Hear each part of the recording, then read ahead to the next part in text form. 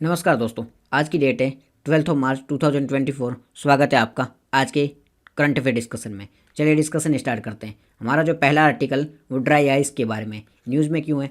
अभी गुरुग्राम के एक रेस्टोरेंट में जब मुखवास जो होता है ना माउथ फ्रेशनर वो सर्व करना था, तो उसकी जगह पर ड्राई आइस सर्व कर दिया गया, जिसकी वजह से बहुत ही ज़्यादा हेल्थ कंसर्न्स देखने को मिली। इसके काफ़ी वीडियो वायरल हुए थे और इसकी वजह से न्यूज़ में आया था। क्या हुआ था, गुरुग्राम का एक रेस्टोरेंट होता है, तो खाना खाने के बाद में हर किसी को जो को माउथ फ्रेशनर दिया जाता है, तो गलती से जो माउथ फ्रेशनर की जगह ये जो होता है ड्राई आइस ये सर्व कर दिया गया, जिसके खाने से जो भी जिन्होंने भी खाया था तो उनको बहुत ही बड़े हेल्थ कॉन्शियस देखने को मिले, उनकी हेल्थ को काफ़ी नुकसान हुआ। इस वजह से ये न्यूज़ में आया और इस रेस्टोरेंट पे काफ़ी एक्शन भी लिए गए थे। तो आपको कॉन्टेक्स्ट तो समझ में आ गया होगा।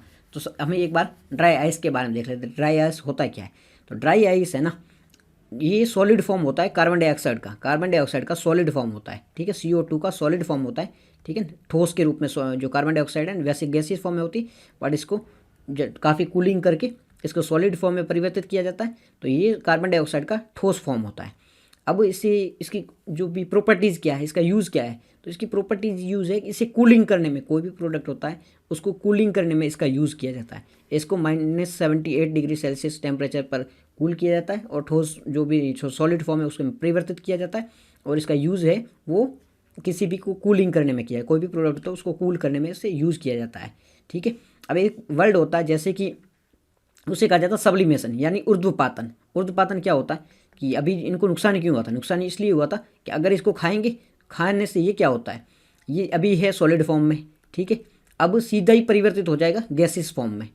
मतलब बीच में आता है सॉलिड, फिर लिक्विड आना चाहिए, फिर गैस आना चाहिए, या फिर गैस फिर लिक्विड फिर सॉलिड, ऐसे होना चाहिए। बट अगर इसे आप मतलब कोई भी कंज्यूम करेगा तो ये सॉलिड फॉर्म से सीधा ही गैसेस फॉर्म में परिवर्तित होता है। इसे कहा जाता है सब्लिमेशन, यानी ऊर्ध्वपातन। हिंदी में एक वर्ड होता है ऊर्ध्वपातन और इंग्लिश में है इंग्लिश में एक वर्ड है सब्लिमेशन। अब इसमें क्या होता है, ठोस से सीधा ही गैस में परिवर्तित होता है, सॉलिड से सीधा ही लिक्विड में परिवर्तित हुए बिना सीधा गैसेस फॉर्म में परिवर्तित हो जाता है, उसे सब्लिमेशन कहा जाता है।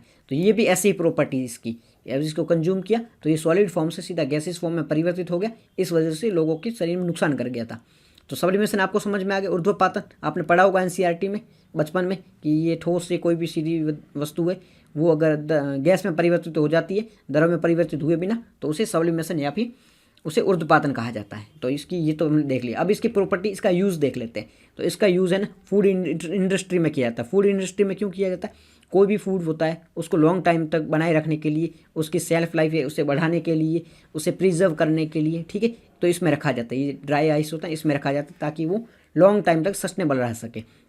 साथ ही इसका यूज़ है ना मेडिसिन जो इक्विपमेंट होते हैं, मेडिकल इक्विपमेंट होते हैं, उनमें भी रखा जाता है। जो भी वैक्सीन वगैरह होती है, ठीक है, जो भी मेडिकल प्रोडक्ट वगैरह होती है, दवाइयाँ वगैरह होती है, उसमें भी इनको रखा जाता है ताकि ये लॉन्ग टाइम तक सर्वाइव कर सके, रह सके।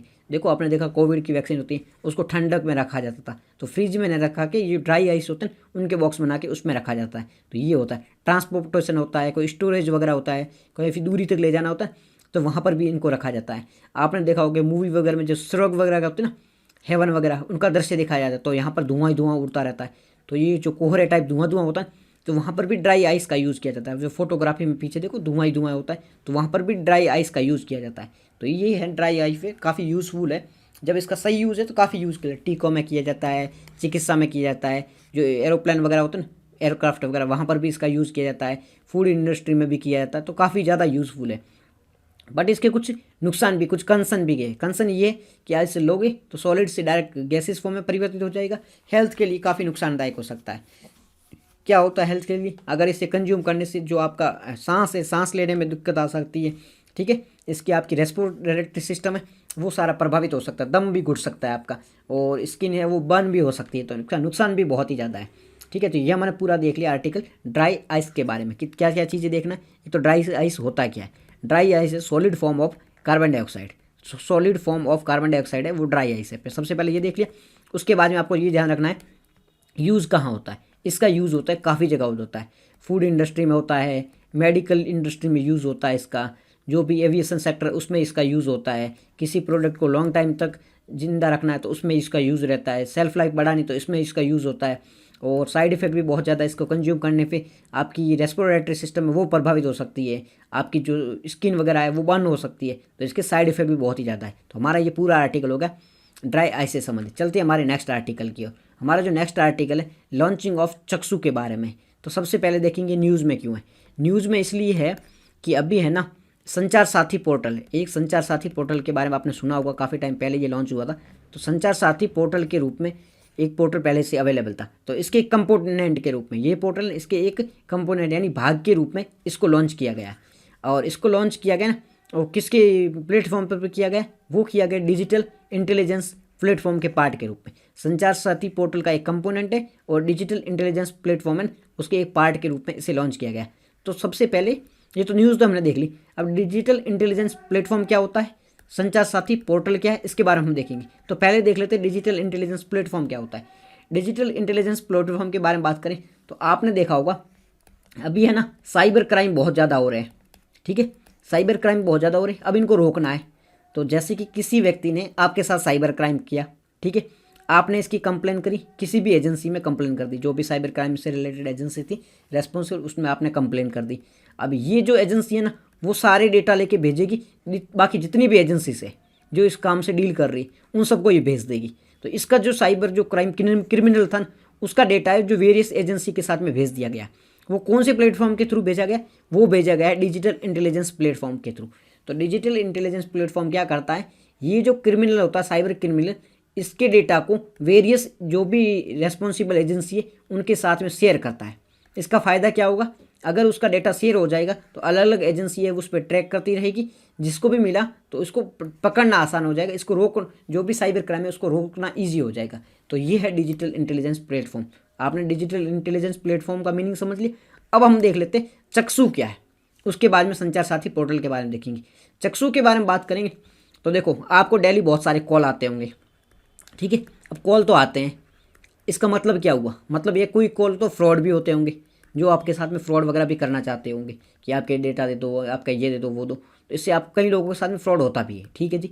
अब किसी व्यक्ति को बार बार कॉल आ रहा है और उस व्यक्ति को लगता है कि ये है ना कॉल है वो फ्रॉड है, तो वो क्या करेगा, आपकी अपनी जो कंप्लेन है वो रजिस्टर करेगा डिजिटल चक्षु, ये चक्षु नाम का एक पोर्टल बनाया गया है, ठीक है। वहाँ पर जाकर कैसे कंप्लेन रजिस्टर करनी, आपको एक करना है फॉर्म फिल करना है, ठीक है। उसमें सारी डिटेल बतानी है कि हम पे है ना हमारे मोबाइल पे एक ऐसा कॉल आ रहा है, ठीक है, या हमारे व्हाट्सएप पे एक ऐसी लिंक आ रही है, हमें ऐसी मेल आ रही है, वो सारी डिटेल इसमें फॉर्म कर देनी, स्क्रीनशॉट वगैरह जो भी मांगे आपको फॉर्म फिल कर देना है। उसके बाद में ये जो फॉर्म फिल किया जाएगा, जैसे आपने नंबर दे दी, ईमेल दे दी, जो भी उस व्यक्ति जो भी आपको परेशान करा उसके नंबर ईमेल वगैरह दे दी, अब ये फॉर्म फिल करिए। अब इसके लिए जो भी रेस्पॉन्सिबल एजेंसी होगी जो यहाँ पे काम कर रही होगी वो क्या करेगी, वो पहले इस व्यक्ति से कांटेक्ट करेगी कि सर आप है ना इस प्रकार का काम कर रहे हो, तो इसे वार्निंग देगी आप इस प्रकार के काम कर रहे हो, किसी को परेशान कर रहे हो, साइबर क्राइम कर रहे हो, तो आप इसको रोक दो, ठीक है। अगर उसके बाद में नहीं माना और इस एजेंसी को लगा कि ये तो जेन्युइन है ना, वो फ्रॉड कर रहा है, स्कैमर है, तो एजेंसी क्या करेगी, सिम इसकी ब्लॉक कर देगी, इसे पकड़ने की कोशिश करेगी, इसने जो भी इसके बैंक वगैरह अकाउंट है लिंक है उसको ब्लॉक कर देगी, तो इस प्रकार का काम किया जाएगा। तो ये सारे जो काम होंगे वो चक्षु में होंगे। अब चक्षु का मतलब समझ के कि चक्षु क्या करता है, इसमें आप रिपोर्टर करनी होती है, जो भी सिटीजन के साथ फ्रॉड हुआ वो इसमें रिपोर्टर करेगा, वो सारे डॉक्यूमेंट फिल कर देगा, फिर जो एजेंसी है वो इस पर केवाईसी करने को बोलेगी जो फ्रॉड है कि भाई आप अगर जेन्युइन हो तो केवाईसी कर लो, अनजेन्युइन नहीं हो तो उसके अकाउंट वगैरह को बंद कर देगी, ठीक है। ये हमने चक्षु के बारे में देख लिया। अब संचार साथी पोर्टल क्या होता है, संचार साथी पोर्टल के बारे में बात करें तो क्या होता है कि आप है ना अलग अलग मोबाइल वगैरह यूज़ करते हो, ठीक है, आपके पास में सिम अभी एक है, बट आपकी जो बाकी सिम मतलब आपके नाम से और कहीं सिम यूज़ हो रही है क्या, मतलब आप तो यूज़ एक ही सिम कर रहे हो, आपके आधार कार्ड पे कोई फर्जी सिम चल रही है क्या, इसका पता कैसे करना है, तो इसका पता करने के लिए आपको इस पोर्टल पे जाना है। संचार साथी पोर्टल पे जाओ, पता करो, आपका आधार कार्ड है वो लिंक करो, वहाँ जाके चेक करो तो आपको पता चल जाएगा आपके नाम से और भी ज़्यादा सिम निकली हुई है, तो आप उसे ब्लॉक करवा सकते हो। पहला काम ये हो गया। दूसरा काम कि है ना कि आपको बहुत बार कॉल भी आ रहे तो उसे ब्लॉक करवा सकते हो, दूसरा काम ये भी हो गया। तीसरा काम ये भी हो गया कि आपका सिम है ना वो चोरी हो गई, आपका फ़ोन है वो चोरी हो गया है, ठीक है। अब चोरी हुआ तो इसे कोई मिसयूज़ भी कर सकता है कि फ़ोन से कोई SMS कर सकता है, कॉलिंग कर सकता है, कोई भी फ्रॉड वगैरह कर सकता है, तो आपको इसको रुकवाना है। तो आप इस पोर्टल पे जाओ, ठीक है, संचार साथी पोर्टल पे अपना सिम है वो यहाँ से ब्लॉक भी करवा सकते हो। तो ये सारे काम होते हैं वो संचार साथी पोर्टल पे होते हैं। हमने अभी 3 चीज़ें देखी, क्या क्या 3 चीज़ें देखी है, देखो पहले हमने देखा है चक्षु क्या है, ठीक है, चक्षु क्या है। देखो आज के आर्टिकल में हमने 3 चीज़ें देखी इस आर्टिकल में। पहली हमने चीज़ देखी चक्षु क्या है, दूसरा देखा डिजिटल इंटेलिजेंस प्लेटफॉर्म क्या है, तीसरा हमने देखा संचार साथी पोर्टल क्या है। संचार साथी पोर्टल क्या है, चक्षु की न्यूज़ थी, न्यूज़ क्यों थी कि इसे लॉन्च किया गया। अब देखेंगे सबसे पहले चक्षु क्या होता है। चक्षु है ना एक ऐसा प्लेटफॉर्म है, वहाँ पर जाके आप है ना अपनी कंप्लेन रेज कर सकते हो। कैसी कंप्लेन रेज कर सकते हो कि कोई भी आपके साथ में फ्रॉड हुआ है, ऑनलाइन फ्रॉड वगैरह हुआ है, स्कैम हुआ है, तो इसकी कंप्लेन रेज कर सकते हो। एक फॉर्म होता है, फॉर्म फिल करो और उसमें सारा डेटा दो। डेटा देने के बाद में एजेंसी ट्रैक करेगी, अगर कोई फ्रॉड है तो उसको ब्लॉक कर देगी, नहीं है तो केवाईसी करने का बोला जाएगा और या फिर ब्लॉक कर दिया जाएगा। तो ये चक्षु का काम है। फिर डिजिटल इंटेलिजेंस प्लेटफॉर्म क्या है। डिजिटल इंटेलिजेंस प्लेटफॉर्म में क्या होता है कि अगर कोई व्यक्ति है, ठीक है, उसके साथ में है ना कोई फ्रॉड हुआ है, तो फ्रॉड की वो कंप्लेन एक एजेंसी में रिपोर्ट करेगा। तो ये जो एजेंसी है वो डेटा शेयर कर देगी। सारा जो कंप्लेनर है, स्कीमर है, इसके डेटा है वो अलग अलग एजेंसी के साथ में शेयर कर देगी। तो अलग अलग एजेंसी के साथ में डेटा शेयर करना है, वो किस में होता है, डिजिटल इंटेलिजेंस प्लेटफॉर्म में होता है। फिर होता है संचार साथी पोर्टल। ये क्या है, तो संचार साथी पोर्टल में अगर आपके सिम में वो कोई और यूज़ होता है या फ़ोन चोरी हो गया है, तो चोरी होने के बाद में आपकी सिम में फ़ोन है उसे ब्लॉक किया जा सकता है। आपकी चोरी हुई फ़ोन को ब्लॉक करना, चोरी फ़ोन को ब्लॉक करना है, वो सारा होता है संचार साथी पोर्टल में। तो 3 चीज़ें आपको अच्छे से समझ में आ गई होगी। तो ये पूरा हमारा आर्टिकल था चक्षु से संबंधित। चलते हमारे नेक्स्ट आर्टिकल की ओर। नेक्स्ट आर्टिकल हमारा क्या है, ये है एंगकोर वाट टेम्पल से संबंधित है। न्यूज़ में क्यों है, न्यूज़ में इसलिए है कि अभी है ना इसके आसपास जो लोग रहते थे उनको खाली करवा दिया गया, बिकॉज कि ये जो हैबिटेट एरिया बनता तो नुकसान दे रहा था, इसलिए इसे खाली करवा दिया गया। ये न्यूज़ का विषय बन गया है। तो सबसे पहले हम देख लेंगे एंगकोर वाट टेम्पल के बारे में। ये टेम्पल है क्या, कहाँ पर लोकेटेड है। तो ये टेम्पल है ना, इसे बिल्ड किया गया था 12वीं सेंचुरी में, 12वीं सेंचुरी में इसे बनाया गया था। कहाँ बनाया गया था, किसने बनाया था, इसे बनाया गया था कंबोडिया में। कहाँ बनाया गया था इसे, कंबोडिया में बनाया गया था। किसने बनाया था, सूर्यवर्मन सेकंड ने। सूर्यवर्मन सेकंड किंग थे पहले। तो 12th सेंचुरी में बनाया गया था इसे, 12th सेंचुरी में इसे बनाया गया था। किसने बनाया था, सूर्यवर्मन द्वारा बनाया गया था। सूर्यवर्मन किंग थे वहाँ के, उनके द्वारा बनाया गया था।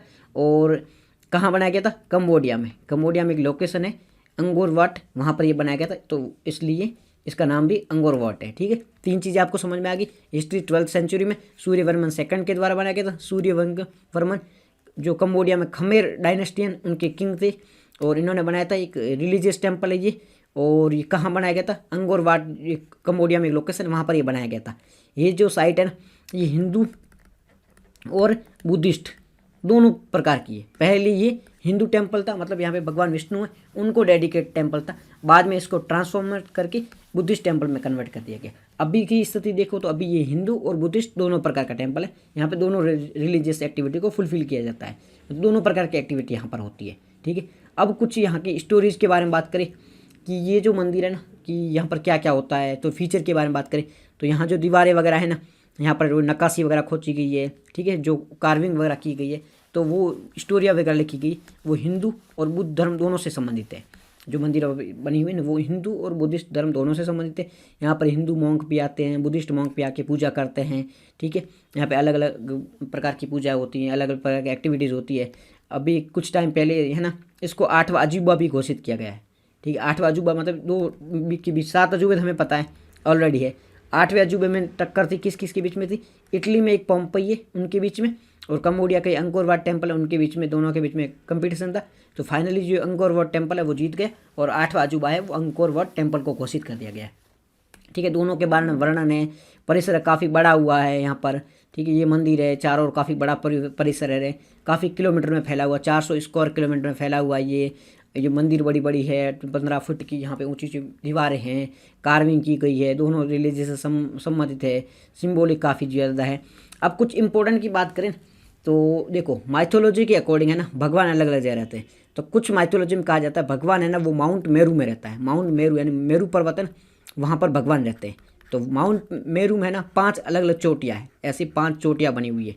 ठीक है, ये 5 चोटियाँ ना, वो 5 चोटियाँ बनी हुई कहाँ पर बनी हुई, माउंट मेरू में।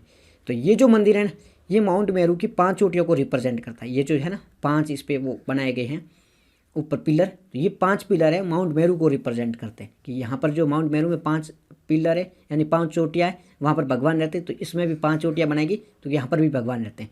माउंट मेरू के आगे एक समंदर है, तो इसके लिए भी आगे एक तालाब बनाया गया था। तो ये as it is mount Meru को फुलफिल करता है। मतलब माउंट मेरू में जो भी परिस्थितियाँ है, जिस प्रकार से वो बना गया है, तो वो यहाँ पर क्रिएट की गई ताकि यहाँ पर भी भगवान रहते हैं। ठीक है, ये सिम्बोलाइज करने के लिए इसे बनाया गया था। तो हमने कुछ फीचर देख लिए अंगकोर वैन टेम्पल के बारे में, किसने बनाया था, कैसे बनाया था, किसको रिप्रेजेंट करता है, ये सारा देख लिया है।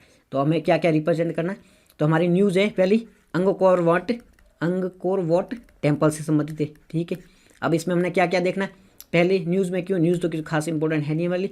कहाँ है ये कहाँ है, कंबोडिया में स्थित है। ठीक है, किसने बनाया था इसे, सूर्यवर्मन द्वारा बनाया था, सूर्यवर्मन द्वारा इसे बनाया गया था, सूर्यवर्मन सेकंड द्वारा बनाया गया था। कहाँ, कंबोडिया में बनाया गया था। ठीक है जी, कब बनाया गया था, 12वीं सेंचुरी में से बनाया गया था, 12th सेंचुरी में बनाया गया था। मंदिर किसना है, विष्णु यानी हिंदू भगवान, बुद्ध यानी कि बुद्धिस्ट, दोनों से ये रिप्रेजेंट करता है। विशेषता क्या है, विशेषता काफ़ी बड़ा मंदिर है, 400 स्क्वायर किलोमीटर में फैला हुआ है मंदिर। ठीक है, ये यहाँ पर 5 माउंट मेरू है ना, माउंट मेरू जैसा ये बनाया गया था, 5 चोटियाँ है, तो इसके भी 5 जो पिलर बने हुए हैं, ऐसे अलग अलग प्रकार के 5 पिलर बने हुए, तो ये माउंट मेरू को एज इट इज़ रिप्रेजेंट करता है। तो ये हमारा पूरा आर्टिकल था अंगकोर वाट टेम्पल से संबंधित, काफ़ी अच्छे से देखा, तो आप भूलना मत। नेक्स्ट चलते हैं हमारे Indian national dolphin research centre के बारे में। आर्टिकल क्या है, आर्टिकल के पहला इंडिया का जो रिसर्च सेंटर है नेशनल डॉल्फिन रिसर्च सेंटर, ये खोला गया पटना बिहार में, इसलिए ये न्यूज़ में है। ये किस लिए खोला गया, गंगा रिवर डॉल्फिन है उसे प्रोटेक्ट किया जा सके, इसलिए खोला गया है। तो अब इसके बारे में देख लेते हैं इंडिया के पहले नेशनल रिसर्च सेंटर के बारे में। इंडिया के पहले रिसर्च सेंटर के बारे में बात करें, कहाँ पर खोला गया है, पटना में खोला गया है, 4400 स्क्वायर किलोमीटर बना हुआ है, गंगा रिवर के पास में है, तो इसको ट्रैक करना भी ईजी हो जाएगा। ये जो गंगा रिवर डॉल्फिन में, इसका हैबिटेट भी गंगा रिवर में ही, तो इसे ट्रैक करना ईजी हो जाएगा। काम क्या करेगा, ये जो गंगा रिवर डॉल्फिन है ये किस प्रकार रहती है, क्या खाती है, ठीक है, किस प्रकार से सर्वाइव होती है, इसकी जो पॉपुलेशन कितनी है, ये सारा जो डेटा वगैरह होगी वो ट्रैक करेगा। मतलब किस प्रकार रहती है, क्या खाती है, क्या इसका डेटा, किस प्रकार से इसे नुकसान हो रहा है, बचाई जा सकती है इसे, सब कुछ इसमें ट्रैक हो जाएगा। ठीक है, सिग्निफिकेंस ये कि गंगा रिवर डॉल्फिन इंडेंजर्ड है, तो इसे किस प्रकार से बताया जा सकता है, इसका डेटा कलेक्ट किया जाएगा, इकोलॉजिकल बैलेंस किया जाएगा, एजुकेशन और रिसर्च की जाएगी इस पर। ये हमने सारा देख लिया इसके बारे में, रिसर्च सेंटर के बारे में। अब कुछ चीज़ें है ना गंगा रिवर डॉल्फिन के बारे में देख लेते हैं। गंगा रिवर डॉल्फिन के बारे में बात करें तो इसे इंडिया की नेशनल एक्वेटिक एनिमल भी घोषित किया गया। इंडिया की नेशनल एक्वेटिक एनिमल है, यानी कि इंडिया का जलीय जो जीवन, राष्ट्रीय जलीय जीव, वो इसे घोषित किया गया है। इंडिया का राष्ट्रीय जलीय जीव किसे घोषित किया गया है, तो गंगा रिवर डॉल्फिन को इंडिया का राष्ट्रीय जलीय जीव घोषित किया गया है। ठीक है जी, इसे टाइगर ऑफ गंगा भी कहा जाता है, क्योंकि जैसे प्रकार के टाइगर हमारा जो स्पेशल है, वैसे ये टाइगर ऑफ इसे गंगा भी कहा जाता है। ठीक है जी, इसे खोजा गया था 1801 में। ठीक है, 1801 में इसे डिस्कवर किया गया था। इसे सूसू भी कहा जाता है। सूसू क्यों कहा जाता है, हम आगे रीजन देखेंगे, सूसू याद रखना। अभी यहाँ बता दें सूसू क्या होता है, कि ये जो है ना ये ब्लाइंड होता है, देखती नहीं है, तो अभी ये अपना शिकार कैसे करेगी, नेविगेशन कैसे करेगी, तो ये अपने एक वॉइस जनरेट करती है, मतलब अल्ट्रासाउंड होते हैं वो ज्वाइन करती है, तो इस साउंड के थ्रू, ये साउंड आगे जाएगा, कोई भी आगे एनिमल है कुछ भी है तो उसे टकरा के वापस आएगा, इसके थ्रू ये शिकार करती है, अपना लोकेशन ट्रेस करती है, मतलब जो भी इसको नेविगेशन करती है तो साउंड के थ्रू करती है, इसलिए इसे सूसू भी कहा जाता है। ठीक है जी, सूसू आपको समझ में आ गया होगा। तो ये एक स्पेशल एनिमल है, ये ब्लाइंड होता है। ठीक है, और ये 4 प्रकार के जो गंगा मतलब डॉल्फिन होती है ना, उसके 4 प्रकार है। एक तो है गंगा रिवर डॉल्फिन, ठीक है, एक होता है यांगत्से रिवर डॉल्फिन, ये कहाँ रहती है, चीन में, जो कि अभी ख़त्म हो चुकी है। तीसरी है इंडस रिवर डॉल्फिन, जो कि पाकिस्तान में, ठीक है, और चौथी है ये होती है जो भी अमेजोन रिवर है, तो अमेजोन रिवर डॉल्फिन, मतलब 4 रिवर डॉल्फिन है, Ganga river dolphin, Yangtze river dolphin, Indus river dolphin और अमेजोन रिवर डॉल्फिन। जो यांगत्से रिवर है वो ख़त्म हो चुकी, तीनों अभी बची हुई है। तो ये काफ़ी स्पेसिफिक होती है। वैसे ये ब्लाइंड होती है, देखती नहीं है, और शिकार वगैरह कैसी करती है, तो शिकार वो वॉइस के थ्रू करती है। एक टर्म होता है इकोलोकेशन। इकोलोकेशन में क्या होता है कि कोई भी एनिमल है, ठीक है, अगर वो देख नहीं रहा है, तो अगर देख नहीं रहा तो वो नेविगेशन कैसे करेगा, शिकार कैसे करेगा, इसके लिए कुछ साउंड जनरेट करेगा, साउंड वेव या फिर जो भी एनर्जी वगैरह जनरेट करेगा, इसके थ्रू ये एनर्जी टकरा के वापस आएगी, कोई भी एनिमल है कुछ भी आगे उससे टकरा के वापस आएगी तो इससे पता चल जाएगा भाई हाँ आगे कुछ है, तो किस प्रकार से जाना है या किस प्रकार से शिकार करना है। तो ये साउंड के थ्रू या वेव के थ्रू कुछ काम करते हैं, उसे इको लोकेशन कहा जाता है। तो इको लोकेशन टर्म को आप याद रखना, कोई भी एनिमल है वो अंधा है तो नेविगेशन के लिए इसका यूज़ करता है, तो उसे इको लोकेशन कहा जाता है। ठीक है जी, ये जो है ना गंगा रिवर डॉल्फिन, ये ग्रुप में भी रहती है, मतलब अकेले भी रहती है। इसका हैबिटेट कहाँ है, भारत में इसका हैबिटेट है, बांग्लादेश में है, नेपाल में इसका हैबिटेट है। भारत, बांग्लादेश, नेपाल में इसका हैबिटेट है। काफ़ी लंबी होती है, 8 फीट होती है, फ्रेश वाटर में ये रहती है। ये एक जो भी इंडिकेटर स्पीसीज है। इंडिकेटर स्पीसी मतलब क्या होता है, ये इंडिकेट करती है कि रिवर का जो वाटर वगैरह है वो अभी किस प्रकार का है, मतलब पॉल्यूशन के बारे में इंडिकेट करती है कि पॉल्यूशन अभी है या नहीं है, उसके बारे में भी ये इंडिकेट करती है। तो ये एक इंडिकेटर स्पीसीज भी है। तो ये इसका प्रोटेक्शन स्टेटस की बात करें तो ये wild life protection act schedule 1 में आती है। IUCN की जो भी स्थिति है IUCN में ही इंडेंजर्ड कैटेगरी में आती है। मतलब वाइल्ड लाइफ प्रोटेक्शन एक्ट में शेड्यूल 1 और IUCN की कैटेगरी इंडेंजर्ड में आती है। और convention of migratory species CMS की अपेंडिक्स 1 में आती है, साइट की अपेंडिक्स 1 में आती है। तो तीनों में 1 में आती है और IUCN की इंडेंजर्ड कैटेगरी में आती है। तो IUCN का स्टेटस आप जरूर याद रखना, बाकी रखो ना रखो, IUCN के स्टेटस तो आप जरूर याद रखना। UPSC इस पर क्वेश्चन पूछ भी सकती है। ठीक है जी, ये हमने देख लिया। इस पर थोड़े थ्रेट क्या है, मतलब खतरे क्या है, खतरे के बारे में बात करें तो इसका अनजाने में भी किलिंग हो जाती है, इसकी पोचिंग होती है, इसका जो पॉल्यूशन की वजह से हैबिटेट वगैरह है वो भी लॉस्ट हो रहे हैं, तो इस वजह से इसको खतरा भी है। तो सर्व करने के लिए आप वो अलग अलग प्रयास चल ही रहे हैं। ठीक है, तो वो सारी चीज़ें इसमें होती है। अब चलते हैं हमारे नेक्स्ट आर्टिकल की ओर। हमारा जो नेक्स्ट आर्टिकल है वो सांसन हाइड्रो इलेक्ट्रिक पावर प्रोजेक्ट के बारे में, हाइड्रो पावर प्रोजेक्ट के बारे में। न्यूज़ में क्यों है, न्यूज़ में इसीलिए है कि सेंट्रल गवर्नमेंट ने है ना सांसन हाइड्रो पावर प्रोजेक्ट है उसकी जो यथास्थिति है ना अभी बनी हुई उसको बनाए रखने के लिए बोला है। देखो बैकग्राउंड देख लेते तो आपको ये न्यूज़ समझ में आ जाएगी। बैकग्राउंड क्या हुआ था, 1922 मतलब 1922 में सांसन हाइड्रो पावर प्रोजेक्ट बनाया गया था। कहाँ बनाया गया था, इसे बनाया गया था हिमाचल प्रदेश में। उस टाइम में हिमाचल प्रदेश एक किंगडम था, एक राजा के अंतर्गत आता है, तो इसे तब बनाया गया था। अब पंजाब में किसका राज था, पंजाब में था अंग्रेजों का राज था। ठीक है, और हिमाचल प्रदेश में किसका राज था, हिमाचल प्रदेश में किंग था, मतलब किंग रूल करते थे। तो इनके बीच में एक ट्रीटी हुई। ठीक है, 1925 में एक ट्रीटी हुई। 1925 की इस ट्रीटी के थ्रू ये जो सांसन हाइड्रो इलेक्ट्रिक पावर प्रोजेक्ट है इसको लीज पर दे दिया गया 99 ईयर के लिए पंजाब को, 99 वर्षों के लिए इस जो सांसन हाइड्रो इलेक्ट्रिक पावर प्रोजेक्ट है इसको पंजाब को लीज पर दे दिया। ठीक है जी, 1932 से पंजाब है वो काम कर रहा है इस पर, 1925 में इसको लीज दिया था, 1925 से काम करना स्टार्ट हो गया। अब भी इसको 2024 में इसको 99 ईयर कंप्लीट हो चुके हैं, तो हिमाचल प्रदेश का कहना है ये हमें दे दिया जाए, बिकॉज कि इसका 99 ईयर जो भी लीज था वो पूरा हो चुका है। अब इस पर हमारा जो होना चाहिए हक, बिकॉज कि एक तो हिमाचल प्रदेश में बना हुआ है, एक पंजाब इसकी सेवा भी नहीं कर रहा, मतलब पंजाब इसका मरम्मत वगैरह भी नहीं करवा रहा है, तो अब इस पर हमारा हक बनता है। पंजाब गवर्नमेंट का कहना है कि नहीं इस पर हमारा ही हक है, बिकॉज कि जब पंजाब का जो नया राज्य बना था स्टेट रीऑर्गेनाइजेशन एक्ट के थ्रू पंजाब बना था, तो ये पंजाब को दे दिया गया था कि इस पर पंजाब का अधिकार होगा। तो अभी हिमाचल प्रदेश का इस पर कोई अधिकार नहीं है, इस पर तो हम ही करेंगे। तो सेंट्रल गवर्नमेंट ने इस पर कहा है, वैसे कि जो पंजाब गवर्नमेंट है वो तो सुप्रीम कोर्ट में भी गई है, पर सेंट्रल गवर्नमेंट का रुको कुछ टाइम तक, आप जैसी स्थिति है वैसी बना के रखो, बाद में हम इस पर सोचेंगे करना क्या। अभी तो जैसी स्थिति है ना वो बना के रखो, स्टेटस को बना के रखो, बाद में हम देखेंगे इस पर करना क्या। तो हमें बैकग्राउंड देख लिया तो हमें समझ में आ गया। अब इस प्रोजेक्ट के बारे में बात करें, सांसन हाइड्रो पावर प्रोजेक्ट के बारे में, तो इसमें इतनी इलेक्ट्रिसिटी जनरेट होगी। इसे चीफ इंजीनियर CV बोटल द्वारा बनाया गया था। 99 ईयर के लिए देख लिया, वो हमने देख ही लिया है। और कौन से राजा ने साइन की थी, तो ये मंडी पंजाब का, सॉरी हिमाचल प्रदेश का मंडी डिस्ट्रिक्ट है ना, वहाँ पर यह है प्रोजेक्ट, वहाँ से बनाया गया। तो जो मंडी डिस्ट्रिक्ट में बनाया गया था, तो राजा वहाँ पे जोगेंद्र बहादुर उनके द्वारा, और कौलसी बेटी थी, इनके बीच में जो भी ट्रीटी हुई थी इसके थ्रू 99 ईयर के लिए लीज पे दिया गया था। ये ट्रीटी 1925 में हुई थी। ये चीज़ हम देख ही रखिए। एक चीज़ याद रखना, कौन सी रिवर पे बना है, तो ये उल्लू रिवर पे बना है। ठीक है, उल्लू जो ब्यास रिवर है, ये ब्यास है, उसकी एक सहायक रिवर है कौन सी, उल्लू रिवर। ठीक है, तो ये उल्लू रिवर पे बनाया गया। तो ये चीज़ें आप याद रखना। लोकेशन हमने देख ली, ये मंडी डिस्ट्रिक्ट है हिमाचल प्रदेश में।